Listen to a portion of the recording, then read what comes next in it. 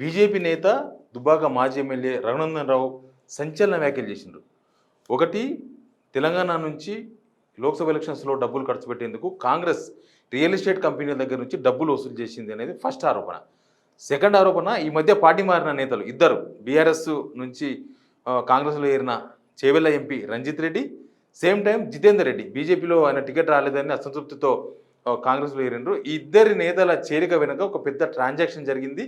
వీళ్ళకు రియల్ ఎస్టేట్లో లబ్ధి చేకూర్చింది ప్రభుత్వం.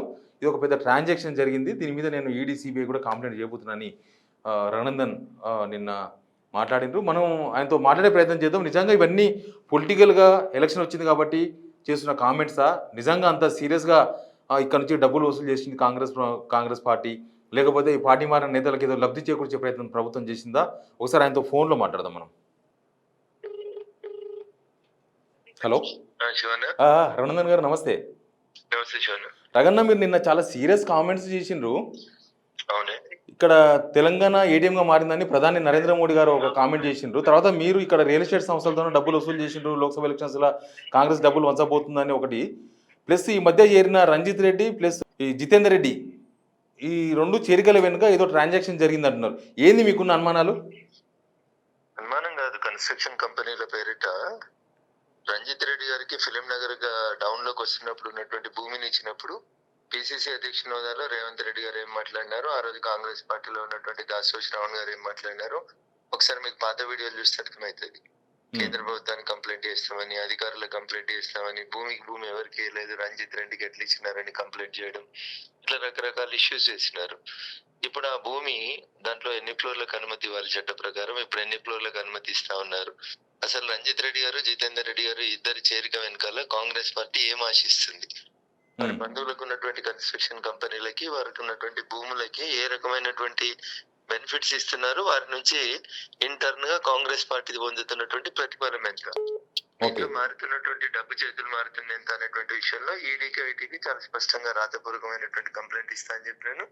నేను చెప్పిన మాట కట్టుబడి ఉన్నాను. Survey number 341, survey number 403, Shaikpet, కోకాపేటలలో ఈ భూములలో జరుగుతున్నటువంటి కన్స్ట్రక్షన్లలో అవకతవకలేంది, ఆ కంపెనీలేంది, ఆ క్విడ్ ప్రోకో అయింది, రాజకీయ పార్టీలు మారినందుకు, వాళ్ళు పోటీ చేస్తున్నందుకు, వాళ్ళకి పదవులు వస్తున్నందుకు, ప్రభుత్వంలో ఉన్న పెద్దలకు వచ్చిన డబ్బులు ఎంత అనే దాని మీద ఒక నిష్పక్షపాతమైనటువంటి విచారణ జరగాలని నేను డిమాండ్ చేస్తా ఉన్నాను. అంటే ఇద్దరు చేరిక వెనుక ఇది ఒక ట్రాన్సాక్షన్ మీరు ఒక ప్రూఫ్ చెప్తున్నారు, కానీ తెలంగాణ ఏటీఎంగా మారింది కాంగ్రెస్కు ఎట్లా మారింది ఏటీఎంగా? కాంగ్రెస్ పార్టీ అధికారంలోకి వచ్చిన తర్వాత గౌరవనీయులు రాహుల్ గాంధీ గారు దేశంలో ఎక్కడ పాదయాత్ర చేయాలన్నా అక్కడ వారికి పాదయాత్ర కావాల్సినటువంటి వసతులు సమకూర్చేందుకు తెలంగాణ కాంగ్రెస్ నాయకులందరూ పోటీ పడుతున్నారు. రాహుల్ గాంధీ గారు బస్సు యాత్రలో ఒక కొత్త ఏసీ బస్సు కొని పంపిస్తున్నారు. తెలంగాణ స్టేట్ పాసింగ్ పేరు రిజిస్టర్ అయినటువంటి బస్సు అక్కడ ఉంది. ఎవరు పంపిస్తున్నారు? మా పార్టీకి చెందిన ఇంకో మాజీ శాసనసభ్యులు ఎన్వీఎస్ఎస్ ప్రభాకర్ గారు ఒక ఆరోపణ చేసినారు, కాంగ్రెస్ పార్టీ ఇన్ఛార్జి వచ్చినటువంటి పెద్దలకి కొంతమంది బెంచ్ కార్లు కొనిచ్చినారని.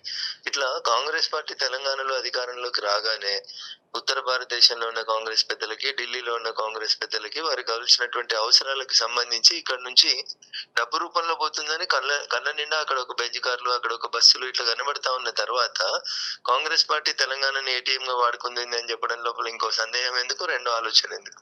సెంట్రల్లో మీ పార్టీ ఉంది, ఏమైనా ప్రూఫ్స్ ఉన్నాయా? ఇవి కేవలం పొలిటికల్ కామెంట్సేనా? శివారెడ్డి గారు, ప్రతిదానికి సాక్ష్యం ఆధారం రావాలంటే ముందు ఒక కేసు ఇన్వెస్టిగేషన్ కావాలి, ముందు ఒక ఎఫ్ఐఆర్ రిజిస్టర్ కావాలి. మీరు ఇన్ని మాట్లాడుతున్నారు నన్ను, నేను అడుగుతా మిమ్మల్ని ఒక ప్రశ్న. ఒక ఫామ్ హౌస్ లోపల 4 ఎమ్మెల్యేలు కలిసి కొంతమంది స్వామీజీలు ఏదో డబ్బులు ఇచ్చేందుకు వచ్చిందని చెప్పి కారులో వెనక సీట్ లో బ్యాగ్ ఉందని, ఆ బ్యాగ్ లో 30 కోట్లు ఉన్నాయని ఒకరు, 15 కోట్లు ఉన్నాయని ఒకరు, చాలా మంది చూపించారు కదా. తీరా ఎఫ్ఐఆర్ అయిన తర్వాత సైబరాబాద్ కమిషనర్ గారు చెప్పారు 1 రూపాయి కూడా కారులో దొరకలేదని చెప్పిండ్రు కదా. మరి ఎఫ్ఐఆర్ కాకుండా రఘునందన్ రావు ఎట్లా పోయి ఇన్వెస్టిగేషన్ చేస్తాడు? ఆ కంపెనీలో ఉన్న డైరెక్టర్లు ఎవరు, బినామీలు ఎవరు ఎట్లా తెలుస్తుంది? సర్వే నెంబర్ 341 లో ఉన్న ప్రభుత్వ భూమి ఎంత అనేది రఘునందన్ రావుకి తెలియాలంటే ఎఫ్ఐఆర్ నమోదు కావాలి కదా. ఇవి రాజకీయ ఆరోపణలు ఎందుకైతే ఇవి వాస్తవం కదా, నేను సర్వే నెంబర్లతో సహా చెప్తా ఉన్నా. కన్స్ట్రక్షన్ కంపెనీల పేర్లు ఇతరత్ర ఈడీ కంప్లైంట్ చేసినప్పుడు దాంట్లో రాస్తాం, అప్పుడు మీ దృష్టికి కూడా వస్తుంది కదన్నా తప్పకుండా. ఎప్పుడు కంప్లైంట్ చేయబోతున్నారు ఈడీ సిబిఐకి? 2-3 days, not more than that. Transaction Congress పార్టీకి, కాంగ్రెస్ కు ఆ పార్టీ మారిన నేతలకు జరిగిందా, లేకపోతే ముఖ్యమంత్రి లేకపోతే మంత్రుల రేంజ్ లో జరిగిందా? నేను వ్యక్తిగతమైనటువంటి ఆరోపణలు చేయను. నేను పేపర్ మీద పెట్టిన తర్వాత ఆ పేపర్ మీకు పంపిస్తాను.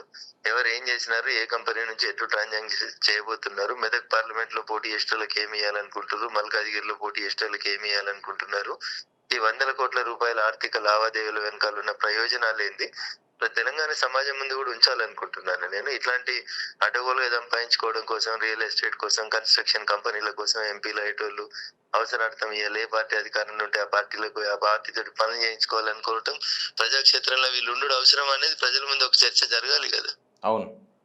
దానికోసమే నా ఈ చిన్న ప్రయత్నం అంతా. సరే, దీంట్లో ఏం జరుగుతాయి, ఇప్పుడు పైలట్ రోహిత్ రెడ్డి గారి ఇన్సిడెంట్ జరిగినప్పుడు కూడా నేను వెళ్ళి ఈడీ కంప్లైంట్ ఇచ్చిన. 30 కోట్లు అన్నారు, 15 కోట్లు అన్నారు, టీవీలో ప్రెస్ లో చెప్పినారు. మరి ఈ 30 కోట్లు 15 కోట్లు ఉన్నప్పుడు ఈడీ ఇన్వెస్టిగేట్ చేయాలి కదా సార్, నువ్వు కంప్లైంట్ ఇచ్చి వచ్చిన కదా అన్న. నా కంప్లైంట్ లో ఉన్న నిజాయితీని మీరు అర్థం చేసుకోండి. నేను మీకు శిక్ష చేయగలుగుతానా, కేసు ఇన్వెస్ట్ చేయగలుగుతానా, ఆ శక్తి నాకు ఉందా లేదా అనేది తర్వాత విషయం. నా కంప్లైంట్ లో నిజాయితీ ఉందా లేదా అనేది మీరు దయచేసి ఆలోచించండి. Okay. Thank you Raghunandan thank you అన్న శివరెడ్డి. ఫోన్లో సమాచారం ఇచ్చినందుకు.